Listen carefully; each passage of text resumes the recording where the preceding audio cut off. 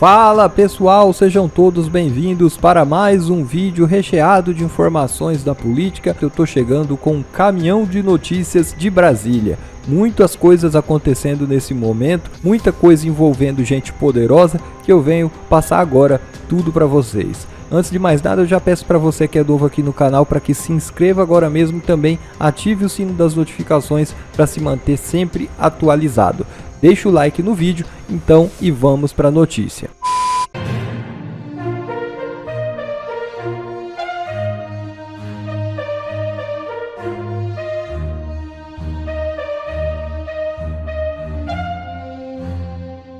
Viúva, pedagoga é agricultor. Moraes vota para condenar mais manifestantes do 8 de janeiro.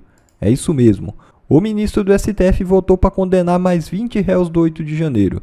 Nesse julgamento, a corte analisou o caso dos manifestantes que não firmaram acordo com o PGR de não persecução penal. Se a maioria do STF seguir Moraes, as penas devem ser fixadas em 1 ano de detenção, substituída por restrição de direitos pelo crime de associação criminosa, e multa de 10 salários mínimos por incitação ao crime.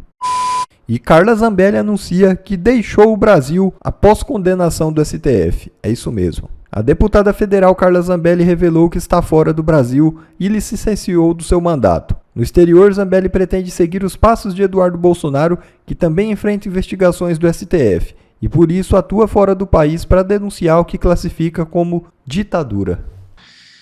Muita calma nessa hora, Gustavo. Hoje a gente sabe que gravar um vídeo e verbalizar a sua indignação do Brasil é mais perigoso para a nossa democracia do que matar, estuprar, assassinar, traficar.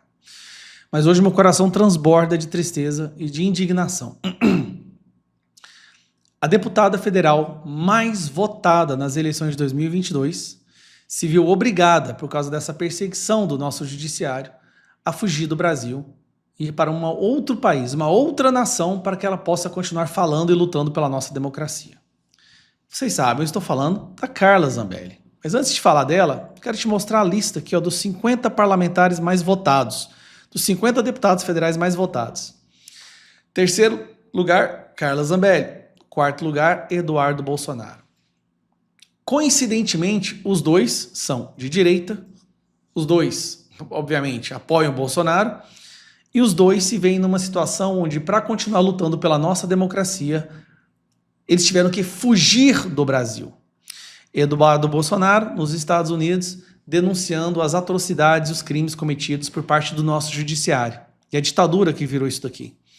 A Carla Zambelli, como foi uma pessoa extremamente proativa, errou algumas vezes, mas acertou na maioria das vezes, se viu condenada por porte ilegal de armas, sendo que ela tem o porte de armas. E condenada por um trabalho com um hacker que não tem uma evidência qualquer, a não ser a delação do hacker. Essa parte é curioso. Basicamente não teve nem direito à defesa, né? Cheio de nulidades no processo. Escancarada a perseguição dessas duas pessoas. E a Carla Zambelli se viu obrigada a ir embora do Brasil e gravou esse vídeo que eu compartilho com vocês. Bom, eu queria anunciar, Pitoli, que eu estou fora do Brasil. Já faz alguns dias. Eu vim, a princípio, buscando um tratamento médico, e é um tratamento que eu já fazia aqui, e agora eu vou pedir, inclusive, para que eu possa me afastar do cargo. Tem essa possibilidade na Constituição, acho que as pessoas conhecem um pouco mais isso hoje em dia, porque foi o que o Eduardo fez também. Ele pediu uma licença, né, não remunerada, então eu passo a não receber mais salário, e o gabinete vai ser ocupado pelo meu suplente. Então, o suplente assume e eu fico fora do país durante esse período. Eu vou me basear na Europa, eu tenho cidadania europeia, então estou muito tranquila com relação a isso. Gostaria de deixar bem claro que não é um abandono do país, não é desistir da minha luta, muito pelo contrário. É resistir, é poder continuar falando o que eu quero falar.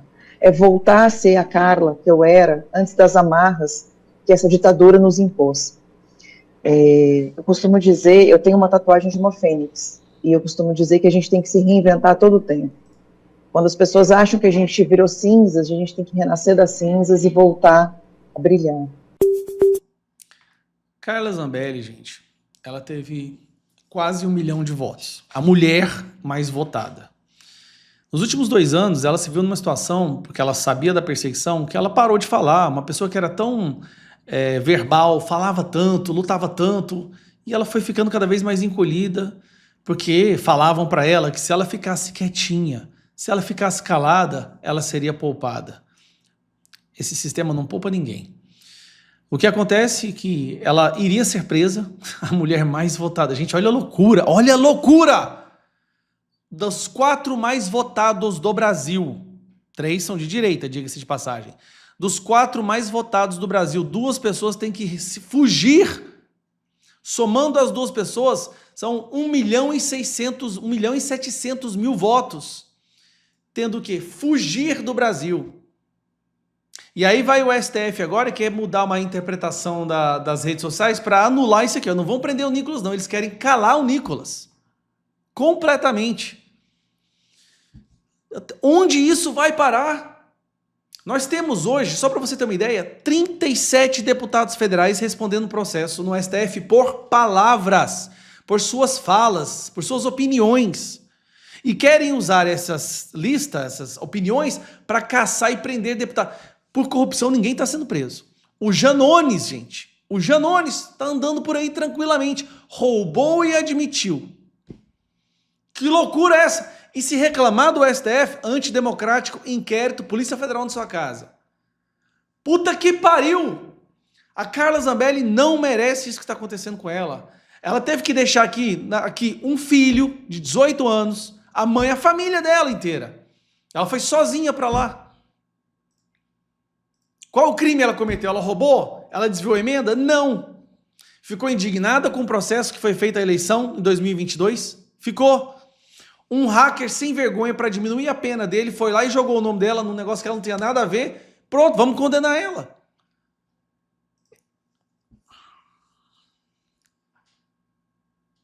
E a gente vai falar da Carla agora também. Carla Zambelli deixou o Brasil. Foi engraçado que a gente teve uma entrevista com ela e a gente conversou a respeito dela, conversou assim, de maneira totalmente espontânea, sobre o fato da condenação. A qualquer momento ia ser expedido o mandado de prisão. Ela anunciou que vai ficar na Europa por ter cidadania europeia. Ela tem uma condenação aí de 10 anos, uma coisa completamente estapafúrdia, e ela falou o seguinte, queria anunciar que estou fora do Brasil já faz alguns dias, a princípio buscando um tratamento médico, mas é um tratamento que eu já fazia aqui, e vou pedir afastamento do cargo, disse a deputada ao canal da Auri Verde. Vou me basear na Europa, eu tenho cidadania europeia, então estou muito tranquilo em relação a isso. Eu gostaria de deixar bem claro que não é um abandono do país, não é desistir do país, muito pelo contrário, é resistir. É voltar a ser a Carla que eu era antes das amarras que essa ditadura nos impôs. Vou levar isso em todos os países da Europa, vou denunciar em todas as cortes que a gente tiver na Europa. E agora, notícia fresquinha, uma notícia aí que correu os bastidores, e eu vou falar a verdade para vocês, do fundo do coração. Nunca pensei que eu viveria num país onde eu fico feliz, né? Feliz é uma palavra, não é a palavra adequada, não é a palavra correta, mas eu gosto de ver as pessoas saindo das garras do Supremo Tribunal Federal, uma vez que tudo que está acontecendo aqui não pode ser atribuído a essas pessoas. Ser preso pelo regime não é sinal de... é pior, não é sinal de... eu não acho que é sinal de resistência. Eu acho que infelizmente, você se deixar ser completamente derrubado. Olha o Daniel Silveira. Quantas pessoas lembram do Daniel Silveira? Ele está preso até hoje. A prisão domiciliar do Felipe Martins. Aí a gente tem as histórias das pessoas do 8 de janeiro. É uma história pior que a outra. A própria Débora. Então eu acho que tem que ser assim. Isso que a Carla fez está completamente correto. Quando é uma condenação completamente esdrúxula, abusiva, estapafúrdia de uma corte que não tem mais respeito pela Constituição, pela legalidade, pela liturgia do cargo, pelo papel dos ministros do Supremo, você não pode se sujeitar ao tratamento oferecido pela Suprema Corte. Então, que bom para Carla Zambelli. Diga. Sobre esse ponto, assim, realmente é difícil expressar essa ideia, porque eu acho que não dá para dizer que não é um sinal de resistência, especialmente se a gente for levar em conta essas pessoas que já foram presas. Talvez o ponto seja que, com essas prisões que já aconteceram, a gente já tem, por exemplo, os elementos suficientes para provar essa perseguição e as injustiças que estão sendo perpetradas aqui no país, né? Porque, de fato, essas prisões todas elas têm utilidade. O caso do Felipe Martins é extremamente útil para mostrar o tamanho da perseguição e por todos os absurdos envolvendo a prisão dele, todas as coisas, inclusive, né, lá nos Estados Unidos também, o negócio do nome dele, que foi parar lá no sistema de uma forma que até hoje não foi elucidada. Mas nesse momento, uma vez que a gente já tem essas pessoas presas e elas já ilustram toda a situação, é no mínimo mais útil, né? Uma pessoa que está defendendo a causa certa, livre e saindo do alcance do Alexandre de Moraes. Até porque a gente tem visto esse efeito nas ações do próprio Eduardo Bolsonaro, do Paulo Figueiredo, porque eles sabem que lá o Alexandre de Moraes não alcança e eles conseguem fazer um enfrentamento mais franco, né? Então acho que nesse sentido, sim, a gente tem que ficar realmente, não sei se feliz é a palavra certa, mas talvez aliviado e entender que provavelmente essa é a melhor posição hoje para continuar tentando acabar com esse câncer, né? Acabar com esse câncer. Eu entendo ela ter a cidadania europeia, Carol. Agora, seria muito legal se ela pudesse ou conseguisse ir para os Estados Unidos antes também, porque eu acho que tem que denunciar no mundo inteiro, mas hoje o grande foco dessa resistência, inclusive do próprio Eduardo Bolsonaro e do Paulo Figueiredo, é nos Estados Unidos, né? Se houver uma ação coordenada de fora para dentro do Brasil, que não quer dizer que vai resolver a nossa vida, mas que vai contribuir para o debate público e para a conscientização das pessoas, virá dos Estados Unidos também, né? Não, assim, com certeza os Estados Unidos está acompanhando com muito mais atenção esses abusos à liberdade de expressão e esses abusos do judiciário do que a Europa. Inclusive, né, tem aquele vídeo histórico, aquele discurso histórico do J.D. Vance, do vice-presidente dos Estados Unidos, numa conferência de segurança em Munique, reclamando dos abusos que a Europa também tem em relação à liberdade, né? A gente sabe que toda essa coisa do PL 2630 de regular as redes, a Europa já está fazendo e não é um projeto bom. O Lula se espelha, fala, olha, os países mais desenvolvidos têm. Está tendo todos os efeitos econômicos, as empresas estão saindo de lá, está abafando a inovação, e os Estados Unidos já estão nessa cruzada. A Lei Magnitsky não é só o Alexandre de Moraes, tá, gente? Não é só o Brasil.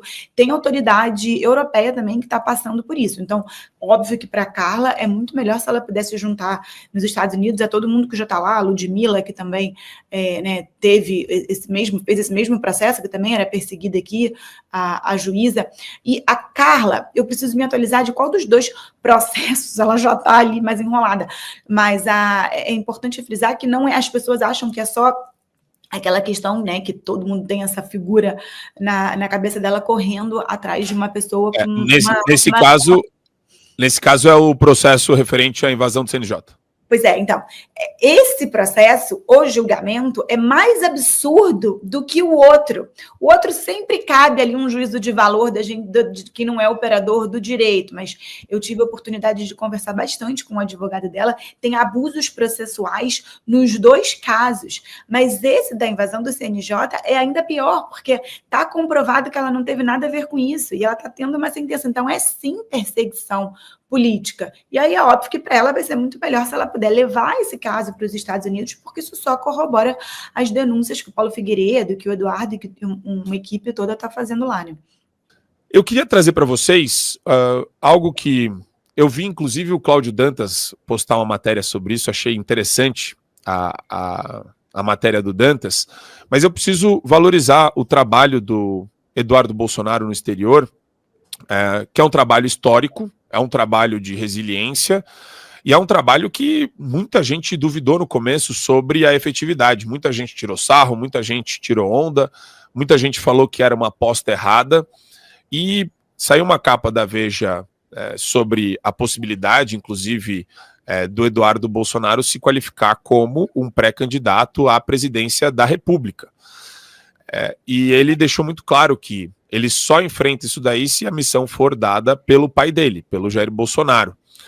E eu acho interessante esse debate porque muita gente fica com esse melindre de falar a respeito disso ou de não tocar no assunto porque senão a gente é tudo muito cedo, etc. Eu acho que ainda virão as sanções, ainda vai vir mais coisa.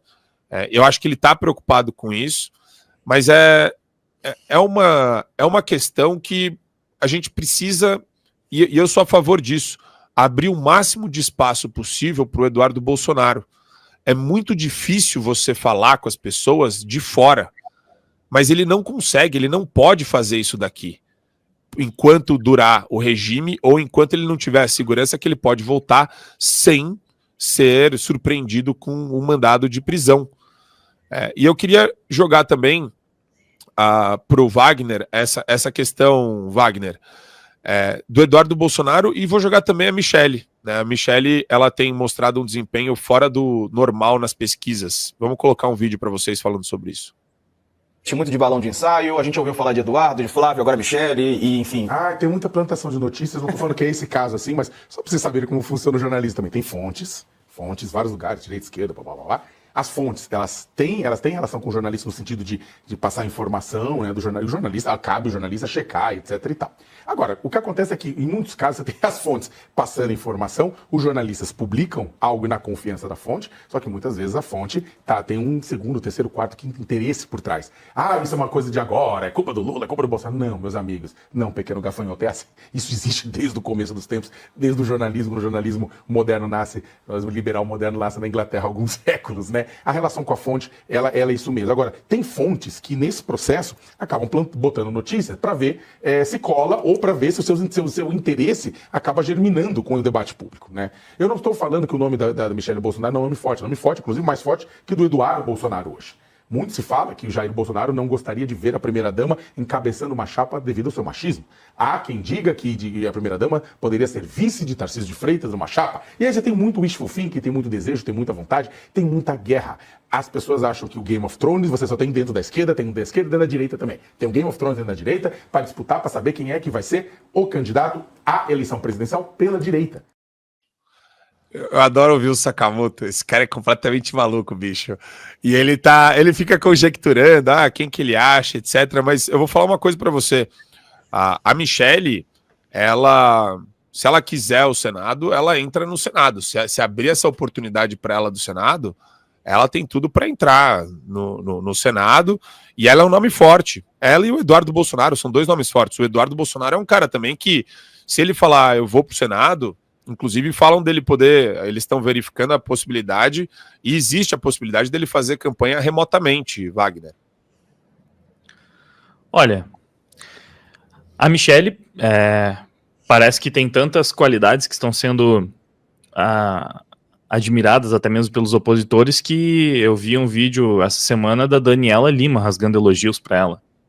Então, sim, me parece que ela está sendo admitida, né, até mesmo pelo pessoal, a gente viu aí o UOL e também o pessoal da Globo News, como um nome que vem forte. Mas, assim, quem é o nome forte da esquerda nesse momento? Também tem esse ponto, né?